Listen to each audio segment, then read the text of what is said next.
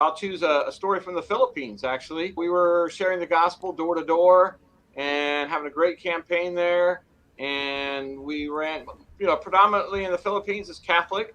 We ran into a lady there that was Catholic. And as we were studying with her, we got to the point where she decided, hey, I'm lost. I need to get saved. So we said, okay, let's go to the water. And she looked at us and she said, I can't do that. She said, all my relatives around here, they're all Catholics. That wouldn't be a good thing to do that. And I said to the lady through my translator, because some of it needed translating. And so I said to her, what do you mean your friends and family are Catholic? She said, well, my uncle over there across the way, she pointed to a house. She said, he's Catholic. And I said, no, not anymore. We baptized him yesterday. She said, oh, well, my brother over here in this house, he's Catholic. I said, nope, we just baptized him this morning. And she went on to name all these people. And she said, wow, I guess I'm outnumbered. I better get in the water now. Yeah, we took her to water, baptized her, and now there's no Catholics in that neighborhood. That's a good one, man. These are real stories of real people, right? And that's the cool part. So tell us about yourself, your name, where you're from, and an interesting fact. Okay, my name is Jon Rowe. I am the pulpit minister, of all things, pulpit minister, for the Southwest Church of Christ in Phoenix, Arizona. I've been here almost 5 years. They hired me and I said, you better be careful what you're getting here because we're going to use your baptistry a lot. And I'm not going to do much, preparing for sermons in the pulpit. My emphasis is outside the pulpit. They said, okay, well, we'll take the journey with you. And well, they're pretty happy. We average over 40 baptisms a year. And I do soul winning workshops throughout the country and sometimes in the Philippines where we train people in personal evangelism. If you want me to come and do a workshop at your congregation, and hey, I'm cheap, I'm free. So if you pay for my gas and my hotel, everything else is good. But the message you bring is priceless, man. We like to talk on the show about practical points of personal evangelism, and strategies and things people can do. What are about 2 to 3 things that you think that work for you and other people that others can learn from and use? Well, I have a pretty simplistic approach. It's not really fancy. It's very basic. The beauty of it is easy to learn, and it's a non-threatening one-on-one approach where you just get to know people. I mean, I basically start out with people by saying, tell me about yourself, just like anybody would if you're trying to get to know somebody. And eventually, as they're telling me about their story and their life and everything, I say, well, how are you and the Lord doing? What's going on with you and God? And so they'll begin to tell me about how they're related to God. And if they have a conversion story, I try to get that out. And usually I find out when we're getting the conversion story that they were saved before baptism. So that's a big one, and then I just say, oh, that's a great story. I can tell you really love the Lord. We could look at some verses together, and I'd like to tell you my story of how I came to know the Lord. And we just go through my 3 main points in my presentation are, who is Jesus? Number 1. Number 2, what did he do? Called the gospel. And number 3, how do we get in on it? That's step number 3. So, we teach them who Jesus is, why we need to believe in him, how he provides salvation, what he did to provide salvation. We focus the whole presentation on the gospel. Everything points to the gospel because that's the power of God to salvation. Not my personal story, not my personality, my great theology, but Jesus and what he did. It's all about the gospel. And then the third point, we talk about, okay, first of all, point number 1, you need to believe in Jesus. Point number 2, you need to believe in the gospel. Point number 3, you need to obey the gospel. And we look at what the Bible teaches on obedience to the gospel, believing in Jesus, repenting of sins, being baptized. And that's how we obey the gospel. We connected with Romans 6, 3-4 at the end. Go to Acts chapter 2, show them a practical application of how people heard the gospel, how they obeyed the gospel, how they got in. So that's pretty much it. As I'm doing workshops, I focus on 2 major examples. Jesus, the soul winner, when he met the Samaritan woman at the well, John 4, we talked about how Jesus found common ground. He focused on salvation, and he finished in a definitive way, telling the woman how he's the center of salvation. So that's one example. That's the Jesus at the well in John 4. The second example I use is in Acts chapter 8, Philip and the Ethiopian eunuch, and you can see there how he guided that man to salvation, and water came along and they got in the water. So that's kind of where I go with that. Excellent. And, of course, it's great that they don't follow us, right?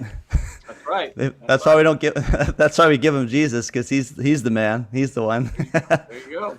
When you go and approach somebody and you tell people as you're in your workshops, what's some things that you tell people they can that they're afraid or they're not sure how to start? Is there something that you look for, or you're kind of look for an opportunity, or what's the strategy there? I open up a workshop pretty early on in the discussion. We basically talk about our fears about Okay. evangelism and I don't know enough. I don't know how to get started. They might ask a difficult question. I might lose a friend if I do that. All these fears, and I Right. try to dismantle all that by saying, listen, all you have to have, you just need to know one Bible verse, which leads you into a chain reference Bible where you have the next verse down at the bottom of that page and the next person at the next passage at the bottom. And so you just need to know 1 John 5:13. We start there with can we know for sure we're going to heaven? And then we move through a chain reference, and they've got a mark. So I just tell people you need a marked Bible and you need a plan. That's all you need. You need to know where you're going. You need to have an idea of how you're going to move through a discussion. And, it's really simple. It takes all of about 45 minutes to an hour to share the gospel with somebody. So do you have any stories? Another story for us? Okay, I'll tell you a story of a workshop I did in Tucson, Arizona, which is about 2 hours south of us. Did a workshop down there, and I always do my workshops on Saturdays. It's 9 in the morning till 3 in the afternoon. And I usually come in when I do a workshop on a Friday night, spend the night, and then get up the next morning and do the workshop. Well, my custom actually is, and it finally worked this time, worked a couple other times too, but I'll tell you one time when it worked, I come on a Friday night, I go to a local restaurant, and I try to just engage people and find people in the restaurant there. So as it was when a year and a half ago when I was in Tucson, Arizona, I met Mary Jane. And my wife and I were talking with her. We sat at her table and had dinner with her that night. And I said, I got a crazy question for you. Would you like to come to a seminar that I'm doing tomorrow morning? Of course, I didn't even think she'd come, Well, she showed up at the seminar, at the workshop.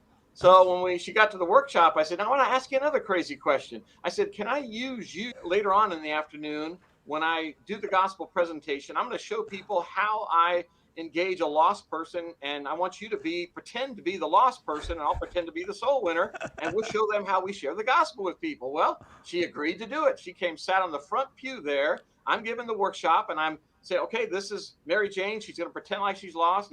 All that. We sit down, we go through the whole scriptures, and boy, her eyes are getting big, and she finally looks up to me and she says, hey, you know what? I'm not pretending anymore. I'm really lost. Let's get in the water. That's funny, So man. we baptized her. Then the last hour of the workshop, I said, now I want to show you what I did and why I did what I did with Mary Jane and how it can work for you.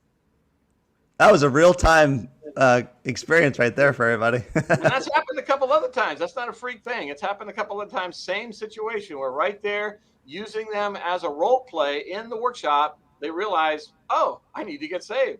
Yeah, no, it's good because in people's heads, a lot of times it's different than reality. Like in your head, you think everything's good, but then when you hold up to the truth and Jesus, things fall away. How did you go to the person in the diner? I just talk to people all the time. I mean, she was there. I said, hi, my name's John. We're new to the town. Oh, that's good.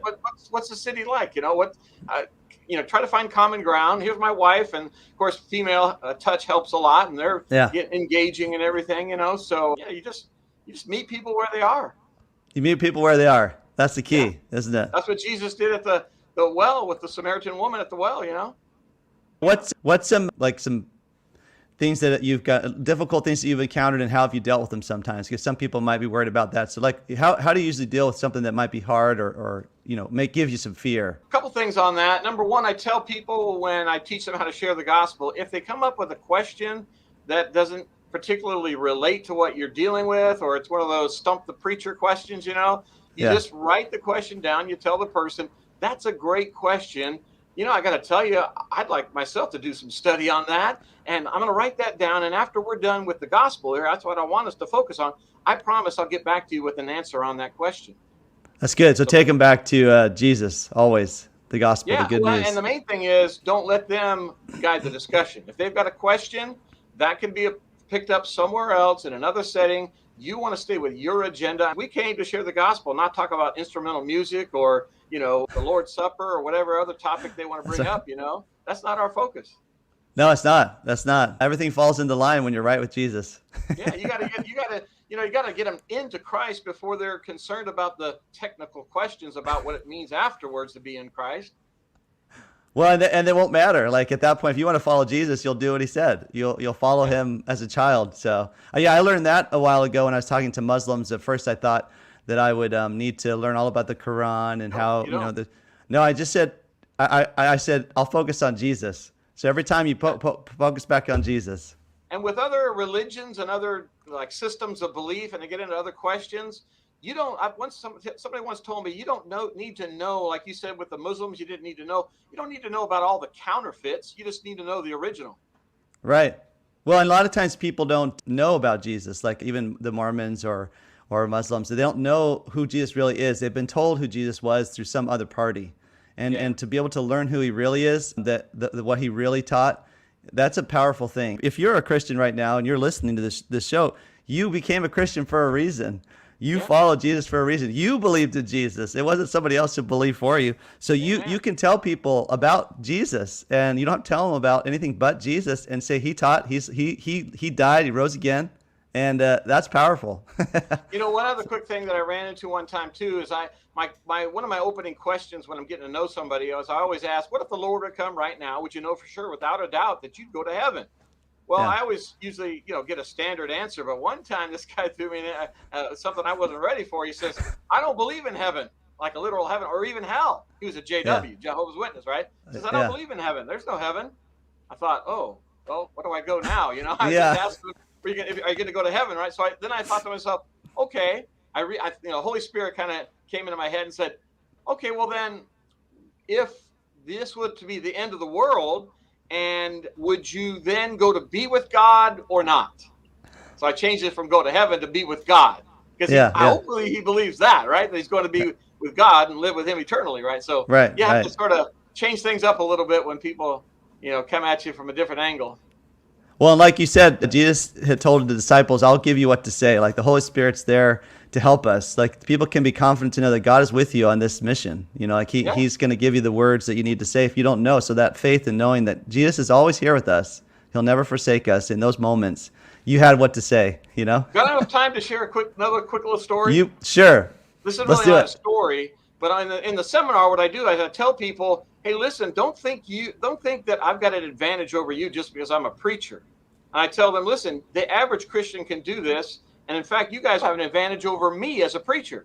Because when people see me, what do they think? Oh, here's the theologian. He's going to hammer me. He's going to, come out. But a person who's not a preacher, and when I share the gospel with people, I try to not tell them really early on, or at least till later, that I'm a preacher, so they don't, they put their wall up, But anyway, I tell people, when you have an advantage over me, because look at it this way, you have a TV commercial and they're selling shampoo, right?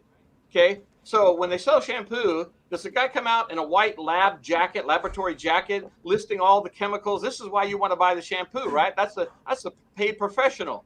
I said, no. How do they sell the shampoo? It's the satisfied customer. It's the lady with the blonde, bouncy hair that comes out. That sells the product. I say, listen, guys, you non-preachers out there, you're the satisfied customer. I'm the paid professional.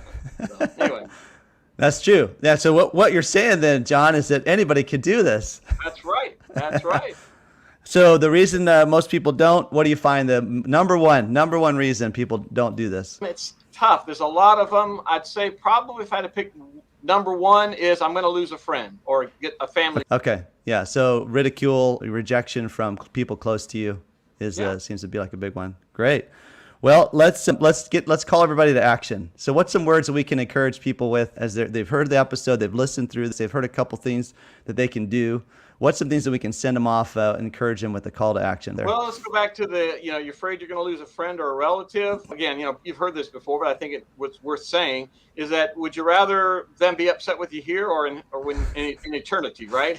But The thing is that you can still find a non-threatening way to engage them and still not upset them, leave the door open for further conversation. If they tell you, hey, listen, I don't want to talk about that now, you always shake a hand, leave a friend, say, okay, well, I'm glad, just thank you for, talking this much about it with me. If you ever want to talk about it with me, here's my name and here's my card, my number, give me a call sometime, because later on down the road, they're going to lose a loved one. They're going to be in a funeral. They're going to get depressed 3 months later. And you know what? They'll pick up that card. They'll call you and they'll want to now be willing to talk about it.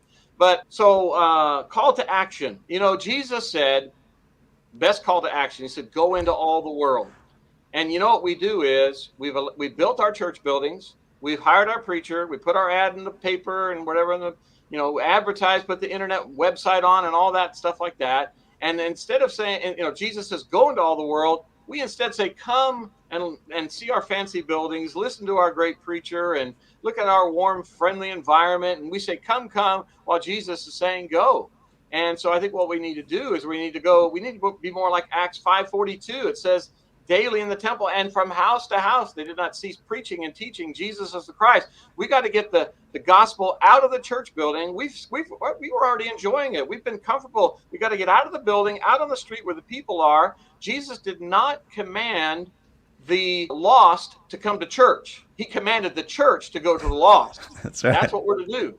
And so we got to get that focus right. We got to stop playing church every Sunday. It's great to be with Christians, great to worship, great to hear nice singing, good preaching and all that. But our job's not over, man. There's people out there that are lost, and a lot of times they're not going to come into our building. We got to go find them. We got to talk to the banker. We got to talk to the waitress. We got to say to that waitress, hey, you got a nice smile. You must be a Christian. She might say, yeah, well, I'm trying to follow God, or I think I am. Hey, can you tell me about your story? Hey, can I tell you about my story? You get into gospel dialogue, and before you know it, you got them in the water. I mean, it's that easy. The power is not in your personality or your way of presenting it. The power is in the gospel. We got to stop being ashamed or afraid. Paul said, I'm not ashamed of the gospel. Why, Paul? Because it's the power of God to salvation, Romans 1:16. So we got to act like, we got to be Christians who are excited about our Christianity. I find too many Christians, they look like they've been baptized in motor oil, man. We got to find the joy. We got to, and I feed off that joy, because when I get new Christians, I take them with me. I take them out to share and show them how to share the gospel. A friend of mine, or a new brother in Christ, he was baptized just about 9 months ago, John Lancaster, he came with me last week, and we baptized 5 into Christ. He was responsible for 3 of them. He found the joy. He had the joy already. He's a new Christian. He saw it, and other people now are baptized. And he says, can we go on some more studies? Can we do that some more? So, yeah, I mean, get excited. There's souls to win. We don't have all of this time. It's a short time we're here on this planet. So we got to act like the gospel is urgent. It's important. Don't be afraid. Don't be ashamed. Jesus will help you win your friends and neighbors and your enemies as well to Christ. You can't change anyone's life if you don't engage in their life and talk to them, right? Like if you just sit silently by, it won't. So here's the thing, everybody. If you are a Christian, then you must believe that Jesus is the Son of God, and that you believe that he rose from the dead. And there's no greater news than that this person, Jesus Christ, rose from the dead over sin and all those things. And you have that message, and you can tell people about it. And that's why it's called the good news. I think it should be called the great news. Oh, there you go. That's what I would say. Right? And you have good news. Would you tell your friends good news about something else? Why don't we tell our friends and family about the real good news that lasts forever? The pill that's going to heal their cancer. You would not want to give them the pill, right? That's right. And guess here. Listen, I know you're afraid right now. You're having those thoughts in your heads and saying, I know I should do this, but we're both alive. Me and John. We feel on fire because we actually share the good news. Like, we actually go through those difficult things. We actually step out in faith, and we're not, I know I'm not, John, about you, but I'm not ever courageous, or I only have the courage because God's love is so great for others, and they're lost without me being involved in this whole great mission, the Great Commission. And I'm afraid of other things, but I tell you what, I'm more afraid of the devil, and I'm more interested in getting the gospel that keep them from the devil. First of all, John, thank you very much for being on the show. I appreciate you being here. Evangelism is not a workshop. Evangelism is not a podcast. It's a lifestyle. That's right. And I call it the Great Commission is the mission, because there is no other mission.